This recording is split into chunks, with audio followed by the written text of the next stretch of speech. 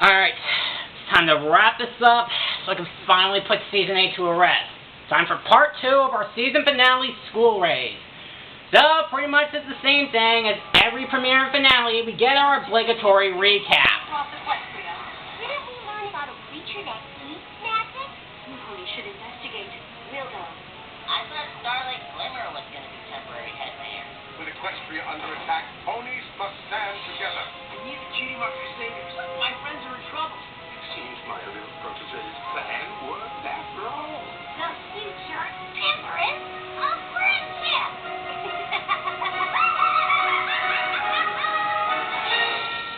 Carrie. So we cut back to Tartarus as Keurig pretty much is excited about the prospect of Cozy Glow basically tricking the main six to coming here. There's 7 of us. I knew we shouldn't have left, but Starlight's in charge at the school. If any pony stop Cozy Glow, turn. Considering that she was the one that actually fixed the problems in the last 2 finales, but given what we saw, they clearly have no idea what's going on.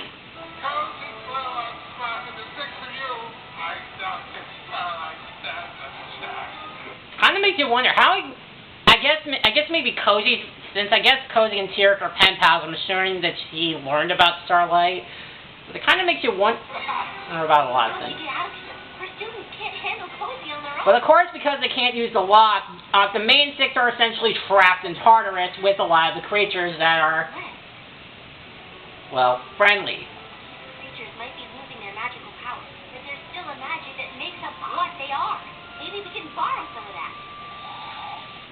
That's kind of interesting. So there's like magical fusion with the creatures. So basically something or some pony must have fused them together to make they are. We'll get more into that later. So we then cut back to the school where basically the newly established demon child talks to the raceless equivalent of, pony equivalent of, let's be real here, Hitler. Might as well get used to calling me head stallion, Macy. You know what? I'll save it for later. Glad to be here for quite some time. Gee, it sure is a relief to have some pony in charge. What with the magical crisis going on. And we're all so grateful to you for taking care of those non-ponies. But doesn't the EDA need you? What the EDA needs is some pony to protect this school from the threat at Equestria's borders, instead of gallivanting off on adventures beyond them. You know what? I was gonna save it for later, but fuck it. I'm just like wondering, are you always caught? Yeah. Twilight didn't just run off willy-nilly. She left me in charge.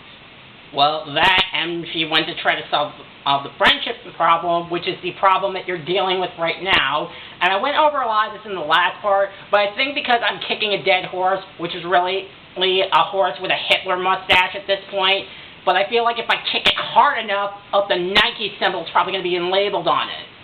That being said, I really do like this interaction because it seems that really unaware to her, Chancellor Naysay seems to be a very big roadblock for Cozy Glow, where the villain is basically trying to get the antagonist to lower his guard, but because of how narrow-minded he is, it actually makes it a lot more difficult for Cozy to manipulate him. List of mistakes the princess's friendship has made. Rest assured, from now on, this school shall be run according to strict EDA guidelines. It always should have been. Well, that sounds just easy. Head stallion, they say. Yeah. So I really do like the fact that as we've seen, Cozy is very easily able to manipulate anyone, but because of how narrow-minded this racist bigot is, it makes it a lot more difficult for her to take advantage of the situation, and it kind of helps build up suspense with basically bouncing off interactions between the villain of the season and the antagonist. So meanwhile, Sandbar and the CMNC basically head down to try to either rescue Starlight. I don't know, but come on, y'all. We gotta get Starlight out of there before she comes back. Wait! And then this horrifying thing shows up.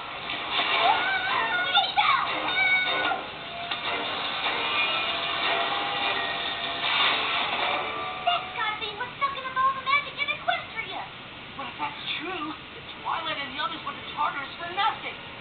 Okay, well, first and foremost, that thing is definitely frightening, because you see, like, just the bounce of hands when Sweetie Belle got close to it, they just, like, grabbed her. So we get kind of an idea of how Starlight got there in the first place, and that's admittedly kind of a horrifying image to see. So now what are they going to do? And if all of Equestrian's magic is getting sucked up in there, there's no way for them to get back. We need to get help, but Starlight's trapped here, and there's no way to get word from Celestia or anybody else. Alright, so meanwhile we cut back to the rest of the young six who pretty much are accusing Sandbar of basically becoming a racist out of nowhere, but because we know that it was just acting, and Silverstream basically kind of explains and gives the optimism that we already know. He just said that so one of us could be free to snoop around and figure out what's going on. I don't know. That sounds too clever for a pony to come up with. You just knew Sandbar was still our friend. We all are. Except for Cozy Glow. That pony is not such. She's the one draining magic out of Equestria. What? We'll explain on the way. But right now, we gotta get to Chancellor Naysay. I know he doesn't like non-ponies, but if we tell him what's going on, he'll help. Yeah, given that this is the same guy that basically also kidnapped you and held you against your will along with the rest of the young six, and given of how narrow-minded he is, I'm highly doubting he's going to believe you. This is especially egregious the next day when Cozy Glow and Chancellor Naysay call in the meeting of all the ponies. Despite the absence of your head there, as your new head stallion, let me be the first to say that the reign of Princess Twilight is over. From now on, this school will adhere to EEA doctrine, as it should have from the start. You know, I'm kind of wondering if somebody in the background is basically just like, Seriously, I am not affiliated with this lunatic. He does not speak for me. yeah, I wish that somebody could do that. But thankfully, Cozy actually takes this opportunity and finally puts Chancellor Naysay into this place. And even though she's the villain, I got to admit, it's definitely I give her a lot of props for being able to manipulate the situation and actually taking advantage of Chancellor Naysay's flimsy takeover of the school. More lessons from the Princess of Friendship at the School of Friendship. I guess you mean that too. Oh, That's not exactly. but Twilight decided to run her school outside of the EEA guidelines. And even though you tried to stop her, Princesses Celestia and Luna trusted her enough to support her. Well, I wouldn't say So that. since I know you mean what you say, my question is really for the students. Are we going to give the ponies who already tried to wreck Twilight School once another chance to do it? This probably should have been done sooner. I got to admit, this definitely, like I said, I do give Cozy a lot of props for manipulating the situation and basically he's taking out Chancellor Naysay's petty takeover, as essentially that's what happened. Which includes leaving me in charge.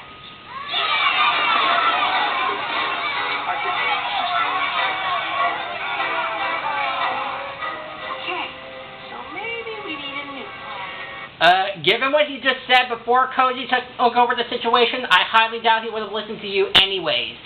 So then, and Chancellor Naysay gets tied up because, quite frankly, given what we saw in the 4 episodes he's been in this season, I think he kind of deserved it.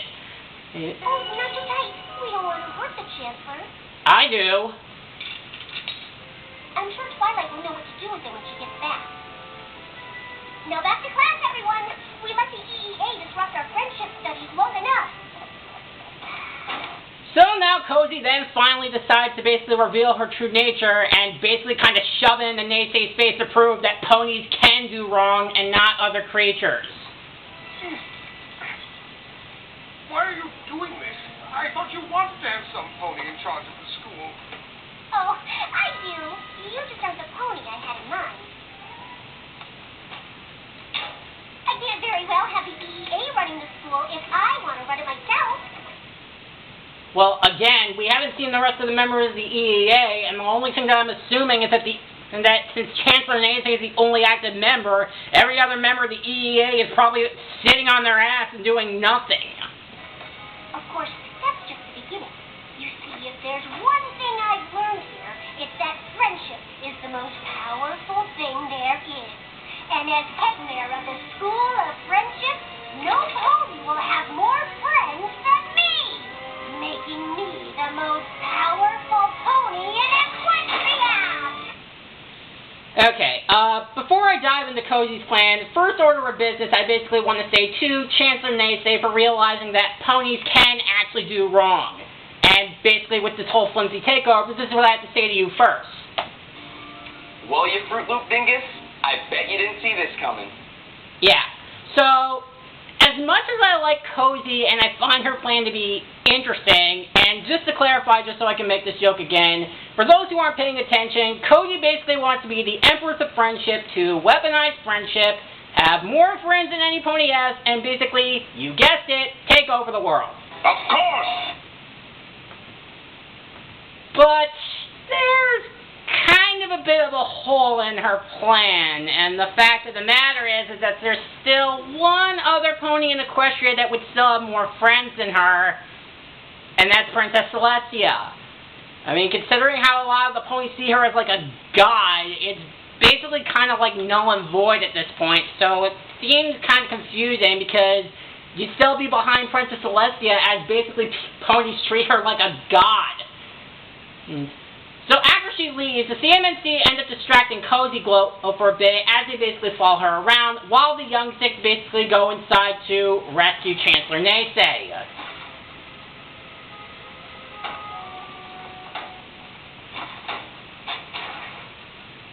Oh, wonderful. I suppose you've all come to gloat?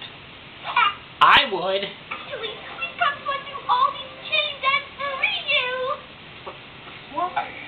Now that Nasty Pony met even nastier ponies, maybe Nasty Pony not be so nasty. So basically it's kind of like the enemy of my enemy is my friend. And so they do just that, as basically we now get to see that Chancellor Naysay's bigoted remark had finally came back to bite him hard, as he recognizes that the Young Six came to actually save them for an actual bigger threat. She's behind that as well? Drains all the magic from Equestria. She's behind that as well? I must get word to Celestia and Luna. How? Without magic, it'll take forever to get to them. Well, it's true that unicorns have lost their ability to cast spells. The most potent magic in Equestria is housed in our artifacts. Yeah, so basically the EEA medallion that we've seen Chancellor Naysay use conveniently still works, even though magic is still being drained, as he goes off to basically try to tell Celestia what's going on, while the Young Six basically figure out what to do with Cozy Glow. I hope he doesn't come back and lock us up again. If he comes back. Everything's gonna be fine. Twilight and the others are probably already on their way. Well, actually, they're still trapped in Tartarus as we then cut back to them, but we see that basically all the creatures in there, well, what we see of the Cerberus, is actually Keen's more of a pet, really, as T-Rex basically continues to glow. The six of you will be trapped here, like me. 7! Exactly. It means you're trapped here, forever, with us. I haven't possibly about that. Doesn't? That's really easy for him to just, like, quickly just do a heel turn like that.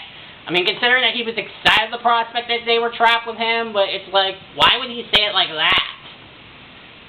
So, anyway, so we see the main six as they try to rally up all the creatures, as we see Rarity try to distract the Cerberus, Fluttershy giving a motivational speech, and Pinkie Pie basically annoying T-Rex. Guess how much is that, and then we'll do it all again! More tea, Princess Bunny Rock? Just like I do! I can eat this infinity. I really like the really great callback to the last roundup where Pinkie did the same thing to Applejack. Fine! I have to leave! Just be gone! So then we cut back to the CMNC, where we can see how, well, like I said, how great of a manipulator Cozy is, as the CMNC basically fall into a trap, hook, line, and sinker. I know what diversion was. Do you three think you can fool me? I know a diversion when I see it. Kind of amazing how that one pony isn't basically just being like, Okay, something isn't right here. So, anyways, so the rest of the young six go down into the catacombs to find Starlight, and it turns out that she can't speak. So wait, so is that barrier like soundproof or something? Like is she able to talk inside the barrier and they just can't hear her? This is kind of like what they said the last part, where it's like show don't tell. I wish that the last part kind of gave more explanation of why this would be so difficult for Starlight to basically try to stick up for the young six or let them know how to like fix the whole issue. But the episode doesn't really do that. So they look at all the articles, and before basically they can figure out what to do with them, guess who the hell shows up? Peter, Chancellor Mason was wrong about a lot of things, but I guess he was right about all of you. Oh, fuck. Alright, is every pony ready? So Twilight is able to come up with a spell with T-Rex magic and basically takes on the magic of all the forms. As I said earlier, with the draining of the magic, we see that all the animals go back to their original forms, and it kind of makes you wonder, those questions I raised concern. Were those animals always like that? Did somebody fuse them together? These are questions that this show really would like to address, and I kind of would like to know that. Bye, friends. Hopefully we'll be able to turn you all back into your normal, wonderful self. And then that line ruins any and all opportunities, and the main six manage to get out of Tartarus. We failed. After everything Twilight's done for you, why don't you work to destroy her school? We don't. You're the one using these artifacts to drain magic from Equestria. Me? We all just saw you with your claws all over them. Shut up! I'm telling you, she's the killer! That little bitch is definitely the killer! It all makes sense. These creatures want magic gone from Equestria because it's the only thing ponies have that they don't. Okay, this kind of leads to another hole in their plan. So basically, by draining all the magic in Equestria, given how of what we saw of the other races, as I said in the last part when Naysay locked them up, and that they were so easy to go to war with them, given of how strong and durable the dragons are, Koji essentially would probably be dooming Equestria to doing this, but considering that everybody is so inclined to believe her and not thinking this plan through, it's almost like, what exactly can they do at this point? Technically, they're the magical component with Silver Stream and I transform. And Jonas' friendship is magic. Twilight said. And you repay her by sending her to Tartarus on a wild goose chase so you can destroy everything she's built. Oh, maybe we found Starlight and that's the thing.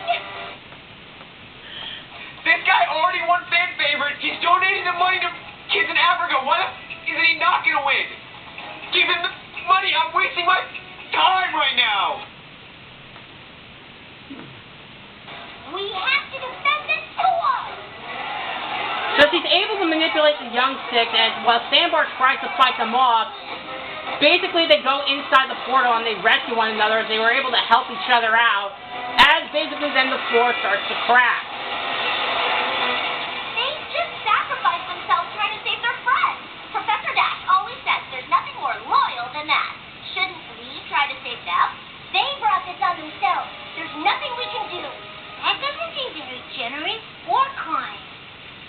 Yeah, so now we're getting to the point where Koji is basically starting to shoot herself in the foot at this point. Yeah, the elements of harmony are very important. They're just not applicable in every circumstance. Shut up! Just shut the fuck up and answer me! If you have an answer, then fucking give it to me! And with magic gone from Equestria... But then we see the pillars are starting to glow different colors, as basically once again, through basically the power of friendship and also Deus Ex Machina, Starlight and the young six actually get rescued, and this is honestly something that I actually kind of want to hone in on, because basically now the young six have been learning a lot about friendship, and that essentially they're the next generation in line with friendship.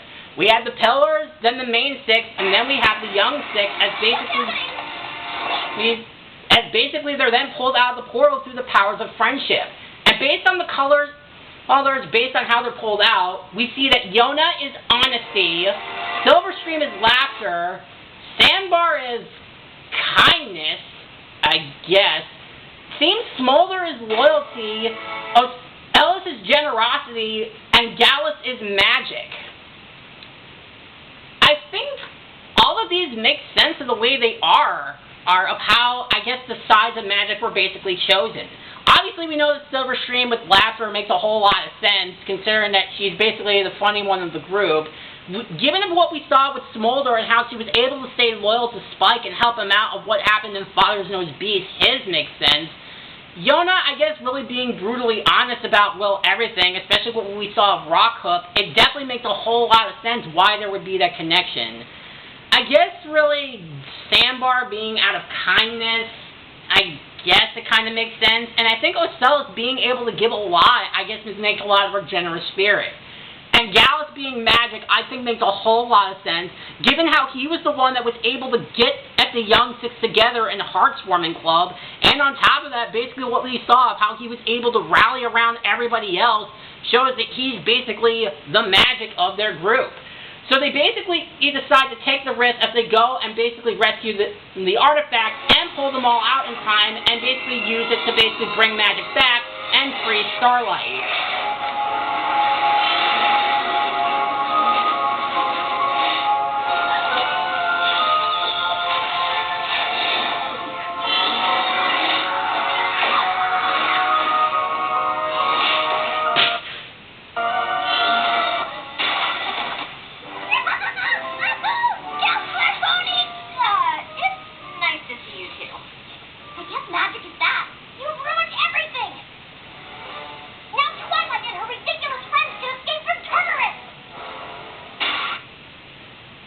I can make this joke right now because I've been thinking about this one for a while, but basically, Cozy Glow, the jig is up, so...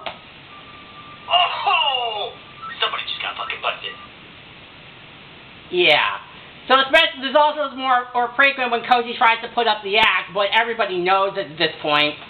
T-Rick told us all about how he helped you suck up all that magic. But I still don't understand why. Why? Because friendship is power.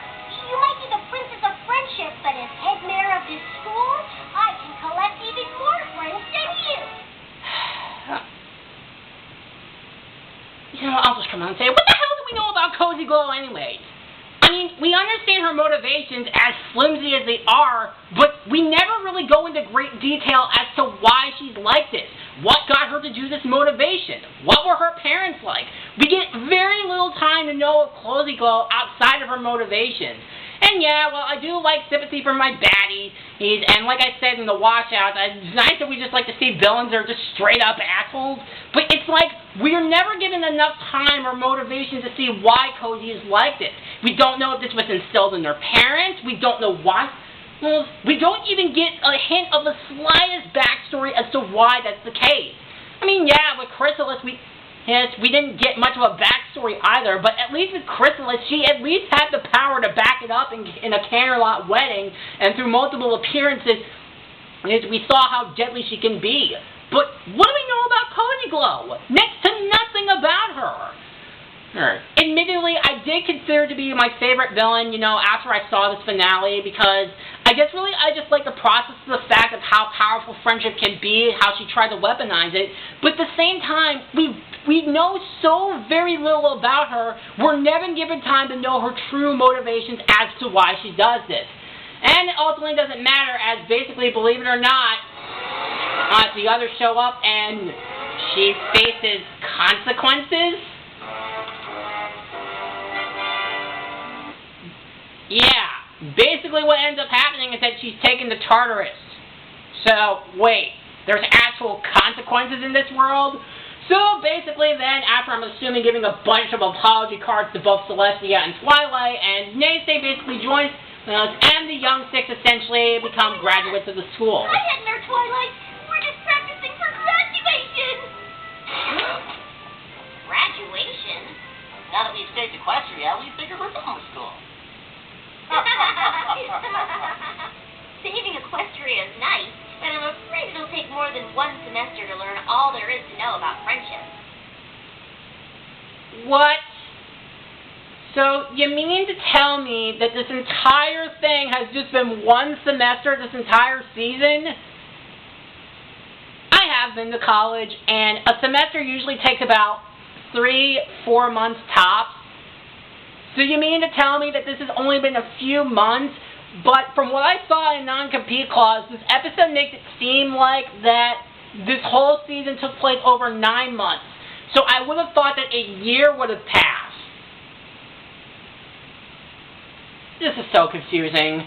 So while they basically joke and laugh off of the fact that, to the realization that the reason why I found Cozy to be so intriguing at first was because a literal child did all this, and Nate actually did what she should have said to them as well as the audience. Your head mayor is right. I thought friendship was something that only ponies should share with each other. You all taught me how wrong I was. I suppose true friendship can take a lifetime to understand. Yeah, it should, Nate. And while I do appreciate the turnover a new leaf, after everything you've done in the 4 episodes I've seen, it's going to take a while for me to get over this. If it were easy to learn, we wouldn't need a school.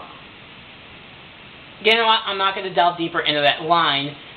And What happened? Is everything all right? Where's Cozy go?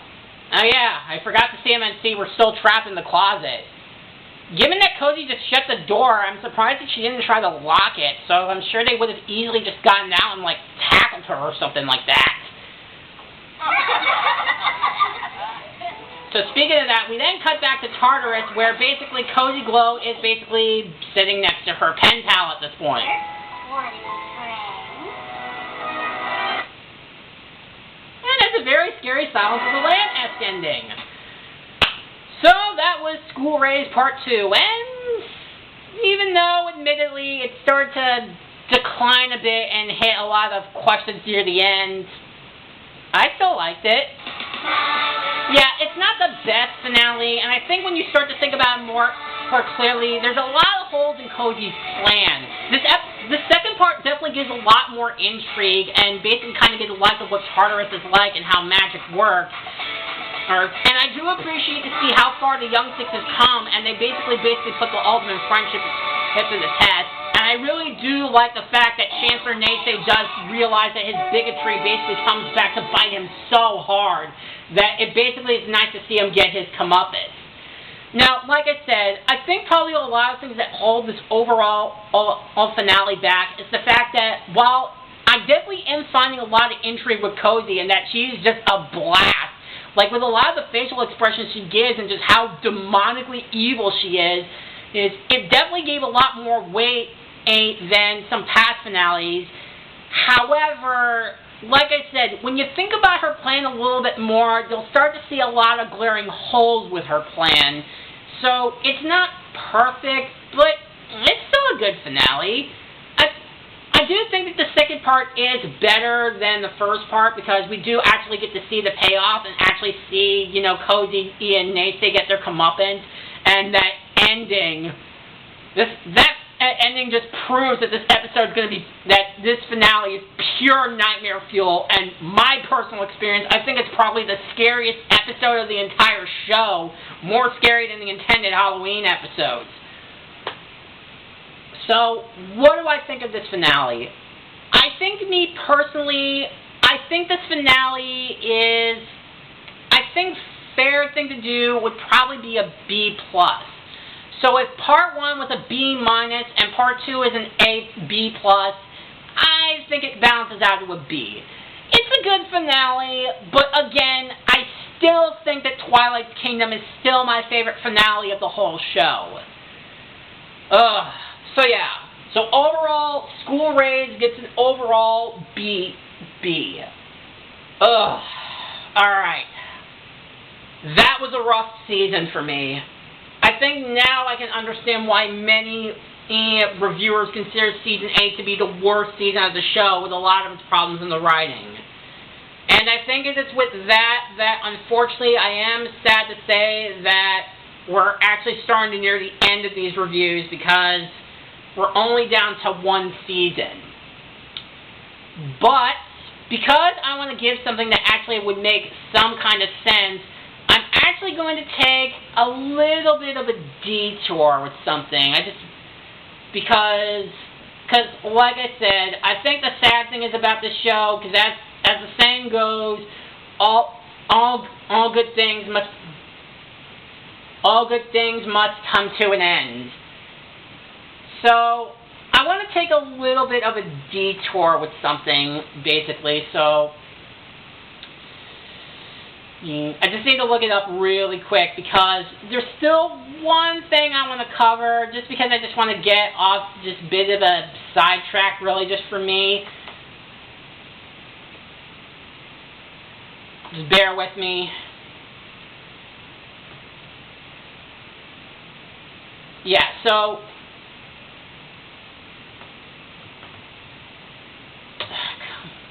I'm really just not a huge fan of this. Like, I'm going somewhere with this, because there's still one thing that we still have to do.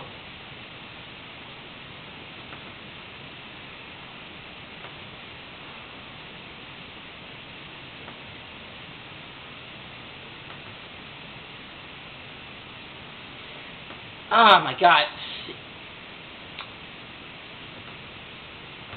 Here we go. Okay, this is what I was looking for. So basically, kind of getting to the point of what I was searching for. It's going to be a little bit different next time, but I wanted to make some kind of sense, and really, it's almost like I kind of like don't want these reviews to end. So instead of kicking off Season 9, I want to take a little bit of a detour, because in between Season 8 and Season 9, there was actually a holiday special that is basically like 2 episodes rolled into one that I basically kind of want to go over. So this is kind of one I'll review next time, and then I'll save Season 9 for the next part. So next time, we are going to be looking at the My Little Pony Best Gift Ever Holiday Special, which came out yearly in October, so there's a lot of things to think there. So anyways, next time, we will look at the My Little Pony Best Gift Ever Holiday Special. See you guys next time.